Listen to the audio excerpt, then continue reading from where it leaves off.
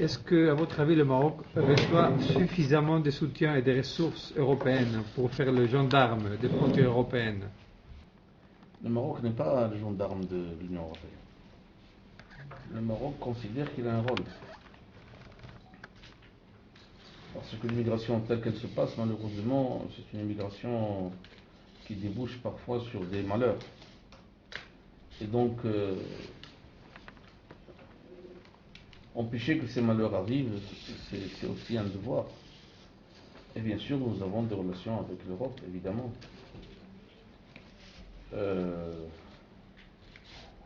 Et l'amitié, parce que de toute façon, l'Europe ne semble pas pouvoir accueillir tous les gens qui ont envie de venir s'y installer. Et ils ont raison. L'amitié que nous avons avec l'Europe aussi, étant donné qu'on est un pays très, très proche de l'Europe, nous oblige aussi à avoir un rôle qui essaie d'atténuer ce phénomène. Et depuis une bonne dizaine d'années, je crois que nous avons un système qui permet réellement de limiter absolument le nombre de gens qui veulent passer de l'autre côté. À la limite, le Maroc, qui n'était qu'un pays de transit, est un pays qui aujourd'hui accepte chez lui un nombre grandissant de gens qui sont venus du sud ou d'autres lieux. Et donc, en fin de compte, c'est... Bon. Est-ce que l'Europe participe suffisamment? Certainement pas. Certainement pas. Elle ne participe pas suffisamment. C'est un système... Notre système qui aujourd'hui a évité que des paterasses comme avant sombrent dans la Méditerranée.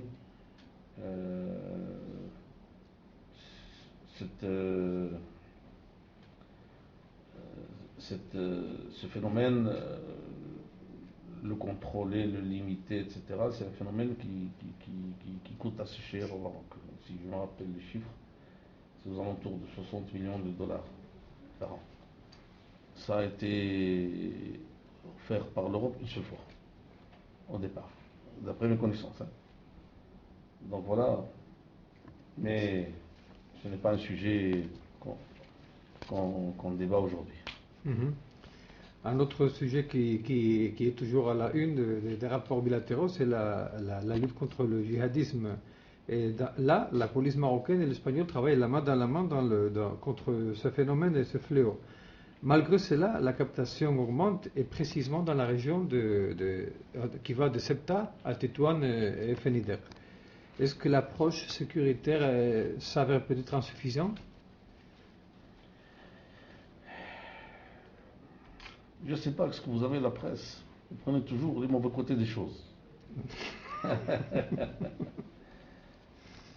Vous savez qu'aujourd'hui, les relations entre le Maroc et l'Espagne, qui n'ont jamais cessé d'être bonnes, perturbées de temps en temps, n'ont jamais été aussi bonnes que maintenant.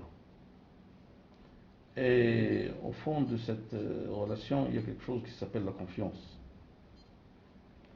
Et ça, c'est quelque chose de très important dans toute relation. Dans les relations internationales, encore plus. Dans des relations entre des pays comme le Maroc et l'Espagne, elle est encore beaucoup plus importante. Donc, ce que moi je vois, c'est ça. Pour moi, le côté bénéfique, la chose positive, c'est cette confiance qui est bien installée et qui, je pense, est appelée à se développer. Et plus il y aura de confiance, plus notre coopération sera positive dans tous les systèmes.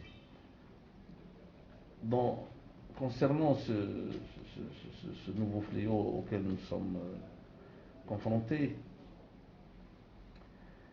c'est un problème parce que vous avez des gens qui se sont mis dans la tête de faire le djihad.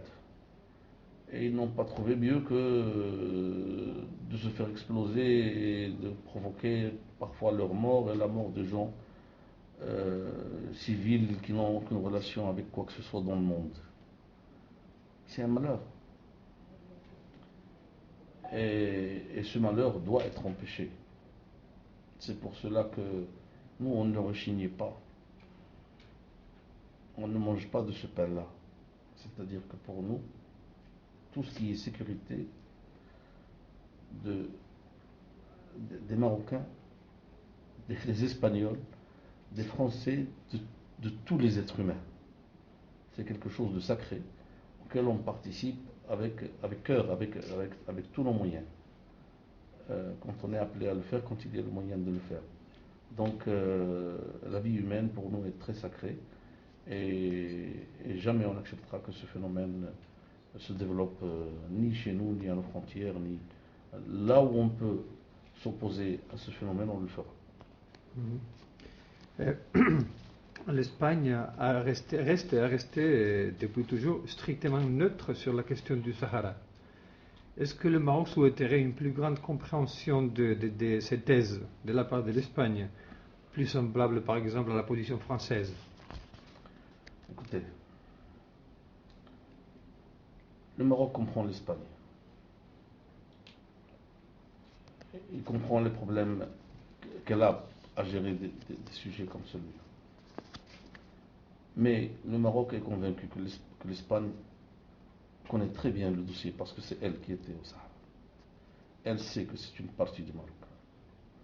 Et donc, nous pensons que c'est légitime que les positions évoluent dans le bon sens. Bien sûr, il y a les intérêts, il y a les relations avec nos voisins, nous comprenons tout ça. On ne voudrait pas gêner les gens. On ne voudrait pas gêner l'Espagne. C'est un pays ami avec lequel on a des intérêts très importants. C'est un pays voisin. Nous insistons pour que nos relations soient bonnes et continuent de s'améliorer. Mais évidemment, étant donné que nous considérons que notre position est juste, et elle est juste, nous aurions préféré, nous aurions espéré que le rôle que joue l'Espagne aille plus dans le sens d'une réconciliation qui finirait ce problème qui est faux, qui a d'autres causes, qui n'a rien à voir avec tout ce qui est en train d'être véhiculé malheureusement par nos adversaires, je suis désolé de le dire. Voilà. Lors de l'accident de spéléologue espagnol dans l'Atlas, il y a à peine 2 mois, on a vu beaucoup de clichés racistes, je le reconnais comme espagnol, on a vu beaucoup de clichés racistes se reproduire en Espagne qui mettaient en doute et les capacités de sauvetage du Maroc et même la volonté. Est-ce que vous pensez que les préjugés anti-marocains persistent encore en Espagne? Je vais vous dire une chose. C'est désagréable de dire ça. Malheureusement, nous le sentons. Je vais vous dire. Moi, je ne me rappelle pas une seule fois où chez moi, ou dans ma famille, ou dans nos milieux, et je viens d'un milieu populaire, pas très populaire, mais que quelqu'un nous a monté contre les Espagnols. On a toujours considéré les Espagnols, comme les autres Européens, plutôt bien.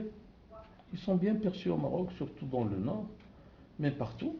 Un Espagnol, c'est absolument pas un ennemi. Nous n'avons jamais considéré qu'un Espagnol c'est un ennemi. D'ailleurs, le peuple marocain est un peuple qui conçoit son histoire d'une façon positive. La période coloniale lui fait mal, qu'elle soit espagnole ou française, mais il assume, il digère, et il oublie un peu. Il va dans le bon sens. Bien sûr, il y a des choses qui font plus mal que d'autres, comme ce qui s'est passé dans le Rif, etc. Tout ça, il y a des associations qui bougent, mais dans la globalité, le Marocain est un homme qui dépasse. Je crois que malheureusement, de l'autre côté, parfois, certains activistes ont joué sur des sentiments peut-être très vieux qui n'ont plus lieu d'être. Ils n'ont plus lieu d'être aujourd'hui. Le Maroc et l'Espagne regardent vers l'avenir. Ce qui est en train de se passer sur le plan politique, si on évite les couacs, c'est merveilleux parce que on pense que désormais c'est fini. On ne devrait plus réfléchir Europe, Afrique, etc. C'est désormais un espace qui est de plus en plus commun on tente aujourd'hui de considérer la Méditerranée comme étant pas une mer qui sépare, mais étant une mer qui rassemble. Et on voudrait donner un exemple de pays qui se donnent la main pour se développer tous les deux. Et qui pourrait être l'exemple pour les autres. Donc si on réfléchit comme ça, vous imaginez bien que ce que vous êtes en train de dire devient de plus en plus petit. Parlant donc de la politique, il y a des... Est-ce que ça vous donne des soucis, la position qu'ils peuvent avoir envers le rapport bilatéraux des nouvelles forces comme Podemos, comme Ciudadanos? Vous savez, quand on accepte la démocratie, on accepte les résultats de la démocratie. L'Espagne est un pays démocrate. Et dans ce pays, les choses sont en train de bouger d'une certaine façon. Évidemment, si vous demandez l'avis des Marocains, comme de tout le monde, toujours, on a tendance à être un peu conservateur, à garder les mêmes relations avec les mêmes personnes, les mêmes partis, mais c'est pas possible. Donc ça pourrait peut-être changer un peu ou beaucoup dans l'avenir. Mais nous pensons que, tout d'abord, c'est raisonnable d'avoir des soucis. Tant qu'on n'a pas su quelle est réellement la politique des gens qui peut-être vont venir, on a toujours des soucis. Mais il ne faut pas oublier que nous considérons que le Maroc et l'Espagne sont des pays libres chacun de son côté, qui gèrent ses affaires de la façon qui lui semble être la meilleure, et que l'intérêt des deux nations finira toujours par être une raison primordiale. Que je crois les politiques des deux côtés, moi, de toutes les façons, et bien sûr, sous le haut patronage et les orientations de Sa Majesté, j'ai prôné d'améliorer nos relations avec les pays d'Europe de façon générale, et l'Espagne et la France, etc. en particulier, du plus fort qu'il est possible. Demain, peut-être que je serai là, peut-être que je ne serai pas là. Ces gens-là, je ne sais pas quelle sera leur part du pouvoir, mais je pense que les deux États ont suffisamment de raisons pour imaginer qu'on va éviter absolument qu'il y ait quelques retours en arrière que ce soit. Parlons un peu de la communauté marocaine en Espagne. Elle est très nombreuse, quelques 800 000 personnes. Pourtant, elle est mal représentée dans les instances politiques sociales en Espagne. Que peut-elle faire pour gagner en reconnaissance et en intégration et comment le gouvernement peut l'aider dans ce même sens? Moi, je vais vous dire, si j'ai quelque chose à dire, je le dirai aux Marocains. Les Marocains qui sont en Espagne et qui sont dans les autres parties du monde, vous savez, le Maroc est un pays qui a 4 à 5 millions de Marocains à l'étranger, c'est de rester toujours égal à eux-mêmes, de travailler sérieusement, d'être positifs dans leur société, d'être sérieux, de bien représenter leur pays, de bien représenter leur culture. Je crois que si ils font ça, ils font ça. Je crois qu'ils sont plutôt très bien perçus. Je crois que s'ils font ça, ils continuent à faire ça, je crois que leur situation s'améliorera d'elle-même. C'est ce que je pense. Ce week-end, il y a eu à Marrakech un congrès très intéressant des imams européens qui travaillent pour la communauté marocaine. Notre collègue Fatima a été invité. Et il a été souligné le fait que les imams marocains n'arrivent pas à toujours à avoir une connaissance profonde de la société où ils sont, et alors ils manquent un peu dans leur fonction de faire le lien entre leur culture et leur réalité actuelle. Alors, comment faire? Ma question est la suivante. Comment faire pour amener l'islam marocain malékite en Europe, en même temps respecter le cadre où on habite? C'est un cadre laïque et c'est européen. Voilà. Oui. Mais écoutez, je vais vous dire, ce problème d'imam, il n'est pas propre à l'Espagne. Il existe dans beaucoup de... Certainement. Les imams sont bien, en général ils sont bien. Mais bon, parfois, ils n'ont pas eu suffisamment de relations avec la société dans laquelle ils sont en train de vivre. Et ils sont venus du Maroc, par exemple, à une mosquée où ils habitent et où ils travaillent. Et c'est plutôt un espace limité. Aussi, ils n'ont pas reçu de formation pour ça. Aujourd'hui, les imams existants, nous pensons qu'ils doivent être mieux formés. Nous pensons aussi que dans l'avenir, il faudra trouver des imams, disons, plus avertis, plus en contact avec la modernité, la vie moderne, avec la société, et qui pourraient jouer un rôle très très positif, parce que, vous savez, le sentiment religieux pour les musulmans est le sentiment le plus fort.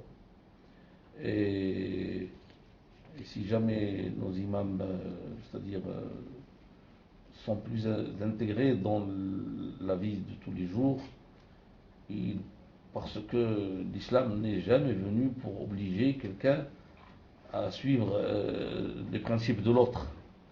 Donc, je crois que les musulmans sont absolument préparés pour vivre dans ces sociétés. Ils ont toujours vécu. Le malikisme et la modération, c'est de ça que je voulais parler sans doute. Ça existe dans la nature marocaine, parce qu'elle a été travaillée durant des siècles. Et c'est pour cela que, en réalité, l'imam a un rôle, c'est-à-dire d'affinement de cette sensation. Mais en général, les Marocains, bien sûr, c'est normal, quand vous êtes connecté à tout un monde, vous risquez de devenir extrémiste, vous risquez de devenir intégriste, vous risquez de devenir terroriste aussi. C'est arrivé chez les Européens avant d'arriver chez nous. Les brigades rouges et les actions directes et j'en passe. Ce n'est pas chez nous, l'ETA en Espagne. C'est les autres, et l'armée rouge du Japon, etc. C'est pas chez nous que ça a débuté. Mais l'essentiel, c'est que on puisse vraiment minimiser ça et surtout empêcher qu'il y ait quelques genres d'attaques qui nuisent à la sécurité des gens et des populations. Sensible des droits de l'homme. Le Maroc, en général, il n'est pas bien noté dans les organisations des droits de l'homme, qu'elles soient américaines, françaises ou anglaises. À quoi attribuez-vous cela? Est-ce qu'il y a toujours de la mauvaise foi contre ce pays? Je ne peux pas juger s'il y a de la mauvaise foi. Et à la limite, ça ne m'intéresse pas. Mais il y a une chose. Le Maroc est un pays qui a une histoire. Aujourd'hui, tout le monde se félicite de la stabilité que vit le Maroc. Tout le monde se félicite de la paix et de la sécurité qu'il y a dans le Maroc. Je crois que vous pouvez en juger. Alors, tout ça, c'est dû à quoi? C'est dû au fait que nos rois, Hassan II en particulier, et puis Mohamed VI, sont allés dans tous ces domaines avec beaucoup de précautions. Parce que je crois que les Européens, ils ont un problème. Ils veulent que tout le monde leur ressemble. Nous ne sommes pas des Européens. Nous sommes des Arabes, des Berbères, des musulmans, des Africains. Il y a avec nous quelques milliers de Juifs. Nous avons une façon de vivre. Et donc une façon d'évoluer. Nous évoluons très positivement. Nous évoluons très rapidement par rapport à notre milieu. Mais si on va plus vite, on va créer des problèmes. C'est ça ce que les Européens ne veulent pas comprendre. Si Hassan II avait écouté les Européens dans les années 60 et 70, peut-être que vous auriez aujourd'hui un Maroc qui ressemblerait plus à d'autres pays où il y a une pagaille généralisée, ou presque généralisée. C'est un pays qui a su aller doucement. Quand on veut aider quelqu'un, on peut le pousser. Mais si on exagère, on le fait tomber. Et si on le fait tomber, c'est un malheur pour tout le monde. Si aujourd'hui au Maroc, il y a un pays paisible, stable, sécurisé, et où les droits de l'homme sont très respectés. Peut-être pas comme en Suisse, peut-être pas comme en Grande-Bretagne, et peut-être pas comme en Espagne, et peut-être pas au goût des Européens. Mais ils sont très respectés. Moi, je peux en juger. Je suis Premier ministre, mais je suis passé par la prison, je suis passé par la torture, je sais ce que je dis. J'atteste que le Maroc a évolué d'une façon incroyable, très rapide. Ce que les Européens devraient faire. Je ne leur recommande pas de cesser de nous interpeller, mais de bien aider le Maroc pour qu'il continue à évoluer, mais dans le bon sens. Et de la façon qui irait avec sa société. Parce que si vous exagérez pour une société, elle lève la main. Et là, vous ne savez plus quelle va être la réponse. C'est ce qui s'est passé. Bon, nous vivons ici, vous, moi aussi, et je peux attester, comme vous dites, que la société marocaine est plurielle aussi. Par exemple, nous prenons le cas où les lois et les mesures qui assurent ou devraient assurer une plus grande protection à la femme, que ce soit pour les viols, violences, mariage des mineurs, avortement, c'est des lois qui peinent à voir le jour. Pourquoi tant de résistance, M. Benkidan? Non. Alors, vous imaginez que les Marocains sont d'accord pour la violence contre les femmes. Vous imaginez ça? Pourquoi tant de résistance à Non, faire c'est passer pas des une question. lois Mais non, il n'y a pas de résistance, au contraire. Il y a parfois des problèmes qui bloquent à cause de problèmes absolument techniques. Les lois ne bloquent pas parce qu'il y a une résistance. Concernant la violence de la femme, il y a l'unanimité. Les Marocains ne veulent pas de violence contre leurs femmes. Leurs femmes, ce sont leurs mères, leurs sœurs, leurs filles. Et leurs femmes, ils ne veulent pas que les femmes soient violentées. Le mariage des mineurs. Il n'y a pas de mariage de mineurs au Maroc. 30 000. Non, mais attention, parce que ce que vous ne comprenez peut-être pas, c'est que ce ne sont pas toujours des mineurs qu'on a mariés malgré elles. Parfois, nous avons des problèmes. Nous avons des filles qui ont 16 ans, qui ont 17 ans, qui veulent se marier. C'est elles qui veulent se marier.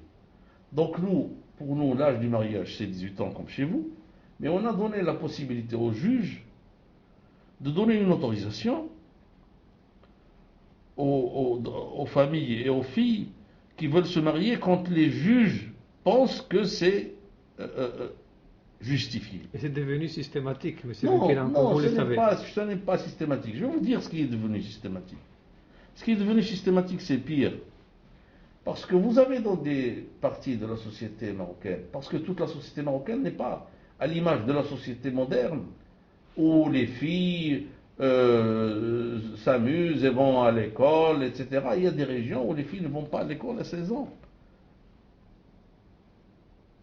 Et quand il y a quelqu'un qui vient les demander en mariage, quand ce n'est pas possible selon la loi, vous savez ce qui se passe? Les gens se marient sans contrat, sans écriture. Ils se marient et c'est tout. C'est une forme de concubinage. Et après, en général, celui qui vient demander au mariage, c'est quelqu'un qui travaille en France, ou en Espagne, ou en Italie. Et parfois, il revient pour honorer ses engagements quand la fille elle a 18 ans, et parfois, il ne revient pas.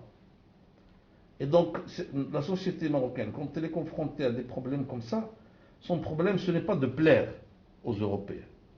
C'est de régler ses problèmes, à elle. Vous avez compris ce qui se passe chez nous? Voilà. Et donc, vous imaginez que dernièrement, le ministre de la Justice, il est venu me parler du cas d'une fille qui a demandé à se marier, qui a menacé de se suicider si on ne la laissait pas se marier. Elle avait 16 ans. Et le juge, elle s'est suicidée celle-là. Elle s'est suicidée. Avant, il y avait une fille qui menaçait, celle-là, elle s'est suicidée parce que le juge a refusé de la laisser se marier alors qu'elle avait 17 ans. Donc, nous essayons de faire de telle sorte à respecter nos engagements parce qu'on s'est engagé. Les filles se marient à 18 ans, d'accord? Mais quand elles ont entre 16 ans et 18 ans, on permet au juge de le permettre. Ce n'est pas toujours le cas. Ce n'est pas toujours le cas.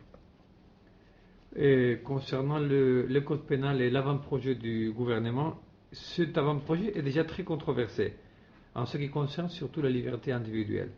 ou la torture, par exemple.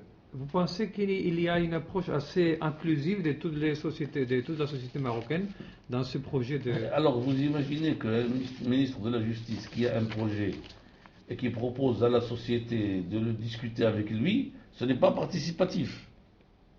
Ce n'est pas inclusif. Je vous rappelle que M. Ramid a dit, mais attention, il y a 3 choses sur lesquelles je ne vais pas transiger. Voilà. Oui, d'accord, mais il est venu discuter. Donc on peut toujours discuter. Si jamais vous amenez M. Ramid, si vous n'amenez pas M. Ramid, si vous m'amenez moi ou si vous amenez les gens du gouvernement, on va lui dire de changer les choses. Maintenant, il y a beaucoup de projets de loi dans cette, qui étaient comme ça. On ne les a pas changés. Mais c'est comme si c'était nous qui les avions amenés. Non, c'est pas nous. C'est les ministres d'avant. Mais dès que vous parlez de quelque chose qui touche aux mœurs, etc., tout le monde se relève contre vous. Mais il ne faut pas oublier qu'il n'y a pas que les journalistes et les gens qui prétendent être des gens de la culture. Il y a toute une société. Et si on respecte la démocratie, il faut respecter la vie des gens. C'est les gens qui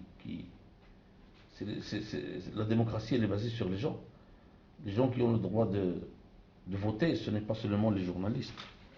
Oui, je vous comprends parfaitement. Et vous parlez certainement... Alors la torture, j'ai bien compris sur votre... Oui. Vous voulez parler de la peine de mort peut-être, mais la torture, non. La torture, d'après les organisations comme Amnesty, comme Human Rights Watch, la torture est toujours pratiquée. Et le problème, c'est... Elle n'a aucune relation avec la loi. Écoutez, je vais vous dire une chose. La torture de laquelle vous parlez, je crois qu'elle n'existe plus au Maroc. Et évidemment, c'est pas sûr que partout on va trouver des gentlemen dans la police, dans les institutions qui s'occupent de l'ordre, qui vont se comporter toujours avec un langage de... Parfois, vous avez que... Probablement, c'est sûr. Mais ils ne sont pas poursuivis, M. Benkiran, c'est le problème. Non. Il y en a qui ont été poursuivis, il y en a qui ont été licenciés. Mais le problème, c'est que est-ce que c'est possible de punir quelqu'un contre lequel il n'y a pas de preuve? C'est ça le problème, c'est ça. Vous savez, je vais vous dire une chose. Au moins une enquête. Je vais vous dire une chose. Mais bien sûr, il n'y a pas une enquête, il y a des enquêtes. Le ministère de l'Intérieur m'a parlé de ça, je vous assure que moi, je ne suis pas au courant des détails, de tous les détails. Mais je vais vous dire une chose. Les populations sont différentes. Ce qui est avancé parfois par les gens, très souvent n'est pas exact. Faites attention. Et je vous ai parlé tout à l'heure. Je vous ai dit que, et vous pouvez en attester, le Maroc a absolument changé. Il n'y a aucune relation entre le Maroc d'aujourd'hui et le Maroc d'il y a 25 ans. Aucune relation. Les choses ont évolué avec des pas de géant. Et continuent à évoluer. Mais tout ça, il faut changer les lois, il faut changer les mentalités, il faut changer... Et ça vient. Mais ça ne vient pas si rapidement que ça. Dans les deux sens. Si jamais vous touchez quelqu'un avec votre voiture, ne soyez pas étonné s'il fait comme s'il était mort. Il m'est arrivé. Ah, voilà. Mais la fille a été très correcte. Voilà, mais après, il va se relever et vous allez le voir en très bon état. Donc faites attention, parce que ça va ensemble. Ça va ensemble. Les gens évoluent ensemble. La population, les autorités, les lois. Sinon, je vais vous dire, on risque vraiment d'avoir des problèmes sur le plan de la sécurité sur les autres. Voilà. Ces 2 dernières semaines, on ne parle que d'une chose, enfin de 2 choses, mais c'est toujours la même. D'abord c'est Nabil Ayouch, après c'est Jennifer Lopez. Est-ce que, selon vous, les Marocains ne sont pas assez mûrs pour pouvoir voir un film de Nabil Ayoub, pour pouvoir regarder à la télé un concert de Jennifer Lopez. Est-ce qu'ils ne sont pas majeurs comme vous, comme moi? C'est au contraire. C'est parce qu'ils sont majeurs qu'ils ont refusé. C'est les Marocains qui ont refusé. Comment vous avez testé ça? Mais Avec bien quel sûr, thermomètre? mais je ne vais pas vous introduire dans le secret, dans le secret de notre État pour tester la vie des gens. C'est la population qui a refusé et qui refuse. Et voilà. Et nous n'avons de compte à rendre à personne parce que nous sommes tout à fait convaincus que ce qu'on a fait est absolument une réponse. Vous savez, les Marocains, ils savent ce qui se passe dans leur société. On pourrait le leur dire, mais il faut choisir des façons qui prennent en considération leur culture, qui prennent en considération le bouddhisme qu'ils ont. Ils sont majeurs, c'est parce qu'ils sont majeurs qu'ils sont contre. Et si jamais l'État n'assume pas ses responsabilités, n'oubliez pas que nous sommes un État islamique. N'oubliez pas que notre roi, c'est le commandant des croyants. Vous ne pouvez pas comprendre ça. Si, je comprends. Oui, d'accord, vous, mais les Espagnols ne peuvent pas comprendre ça à 100%. Et notre population, c'est possible de trouver quelqu'un qui zappe sur les stations de télévision et qui regarde je ne sais plus trop quoi. Mais ils n'acceptent pas que dans leur télévision officielle, on projette des choses comme ça qui pourraient être vues par des enfants, qui pourraient être vues par des adolescents, qui pourraient être vues par des familles ensemble. Les gens se disent, pour eux, c'est l'État qui leur propose ça, et ils se disent, mais qu'est-ce que c'est que ça? Et même chez vous, même sur la télévision française, on évite certaines scènes et certains films jusqu'à des heures tardives. Pourquoi vous faites ça? Donc, chaque société a ses limites et a ses tabous respectés. Elle les respecte. Voilà. Disons que si on met à part cette anecdote de Mawazine, Nabil Ayouch, en général, après 4 ans ici, que j'ai vécu ici, je crois que j'interprète un peu le sentiment de beaucoup de journalistes, le gouvernement de Ben Guira n'était pas si islamiste qu'on le pensait. Laissez-moi finir. Doit-on comprendre que le parti des PJD, a compris que le contexte international n'accompagnait pas une profonde transformation sociale, ou c'est plutôt la réalité marocaine qui vous a fait voir les choses autrement? Écoutez, le gouvernement de Ben ce n'est pas un gouvernement islamiste du tout. Vous le dites comme ça? Oui.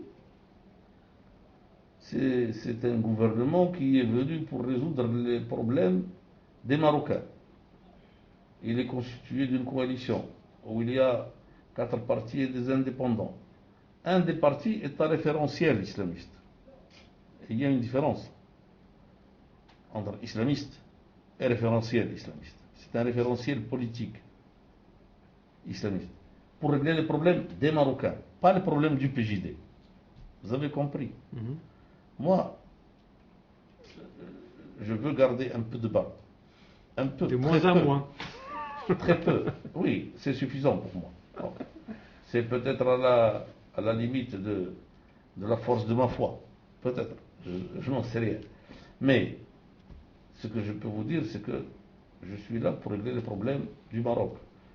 Quand je suis arrivé, j'ai trouvé des problèmes concernant les équilibres macroéconomiques, l'administration, les équilibres sociaux, l'enseignement, le travail, l'emploi, je veux dire. C'est ça les problèmes comment vous voulez que je règle des problèmes macroéconomiques à la façon islamiste? Ou alors vous avez envie que je commence à courir derrière les demoiselles pour leur demander de s'habiller plus décemment? Ça, moi je suis convaincu que c'est leur liberté. Il y a des limites qui sont par la loi, qui sont fixées par la loi, mais À part ça, c'est pas mon travail. C'est pas...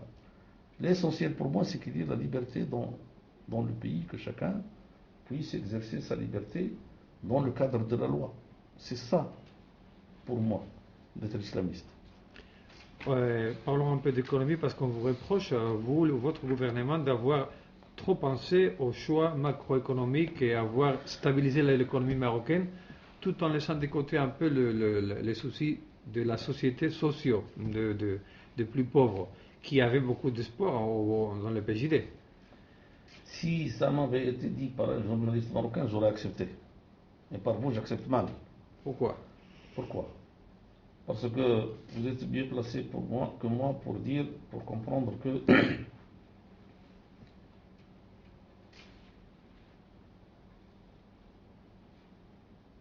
un État doit d'abord régler ses problèmes macroéconomiques.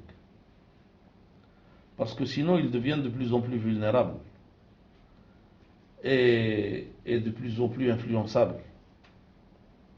J'ai tout de suite compris que on était en train d'être égorgé doucement. On ne pouvait plus payer nos dettes concernant nos hydrocarbures, par exemple, qu'à travers des dettes de plus en plus coûteuses. Et donc, j'ai fait le choix, je crois que tout le monde aujourd'hui reconnaît qu'il était très courageux, de réduire doucement la compensation jusqu'à l'éliminer sur les hydrocarbures. Aujourd'hui, tous les indicateurs économiques pour le pays sont positifs. C'est ça la vraie politique. Une famille, elle peut se donner à cœur joie, mais quand elle voudra enseigner ses enfants, elle ne trouvera pas l'argent. Et quand elle voudra construire une maison, elle ne trouvera pas l'argent. Elle aura dépensé tout ça dans des vacances et dans des achats superflus. Alors que la bonne stratégie pour une famille, c'est d'abord les priorités. Ben ça, pour moi, c'est la priorité. De l'autre côté, nous n'avons pas oublié les gens qui avaient le plus besoin. On n'a pas encore fait beaucoup de choses, je le reconnais. Mais on a fait pas mal de choses. Les Marocains ne diront jamais que c'est le gouvernement qui a augmenté les retraites. C'est le gouvernement qui a augmenté les bourses des étudiants. C'est le gouvernement qui a fait une bourse pour les femmes qui ont perdu leur mari, qui n'ont pas de retraite, qui n'ont pas. C'est le gouvernement qui a sorti le fonds pour la perte d'emploi. C'est un gouvernement qui est très à caractère social, mais en même temps, il est convaincu d'une chose. Il faut que l'État se sente bien, économiquement. Un État qui se sent mal, un État qui est étranglé, c'est un État qui ne pourra rien faire. Et à la limite, il est en danger. Un État qui a les moyens ne fera toujours pas que des bonnes choses, mais il en fera, c'est sûr. Et c'est ce qu'on essaie de faire. Alors, vous avez fini? Oui, c'est la toute dernière. Comment définissez-vous votre relation avec le roi Mohamed VI? Écoutez, c'est le patron. Et c'est le roi. Tous les Marocains l'aiment beaucoup. Et donc, mes relations avec lui sont des relations... J'ai compris ça dès le départ. D'abord, c'est dans la Constitution. Le chef, c'est lui. Je supporte la responsabilité de toute la politique qui est exercée par le gouvernement. Mais j'ai tenu dès le départ à ce que le genre de relations que je vais avoir avec lui sont des relations d'entente. Voilà. Nous n'avons pas la cohabitation qu'ils avaient les Français. Nous ne sommes pas des Français. Il n'y a pas de cohabitation. On ne se partage pas le pouvoir. J'exerce ma part. C'est lui le chef suprême. C'est lui le chef suprême de l'État. C'est lui le chef suprême de l'armée. C'est lui le chef suprême, le commandant des croyants. Et c'est lui le président du Conseil des ministres, où il y a le gouvernement tout entier. dans lequel je ne suis qu'un des membres. Donc, il faut bien s'entendre. Les Français ils disent on marche côte à côte ou on marche face à face. Moi, j'ai décidé de marcher avec Sa Majesté côte à côte. Sinon, je ne travaille pas avec lui et je fais pas cette fonction. Je m'en vais. Et vous vous sentez toujours soutenu et compris par lui? Vous savez, un roi a une politique d'abord basée sur l'équilibre entre toutes les composantes de la société et de l'échiquier politique. Mais moi, de mon côté, je décide ce qui me concerne. Lui, c'est à lui de décider ce qu'il veut. Mhm. Et qu'en est-il de vos rapports qui étaient un peu brouillés avec certains de ses conseillers? Non, Plus maintenant. non, je vais vous dire une chose. Avant d'être nommé conseiller, il y avait de la brouille. Une fois qu'ils ont été nommés par Sa Majesté comme conseiller, ni eux ni moi ne pouvons brouiller quoi que ce soit. Tout se passe d'abord, même à travers eux, entre moi et Sa Majesté. Pas entre moi et les conseillers. Les conseillers, je ne peux avoir avec eux aucunement de relation brouillée. C'est pas possible.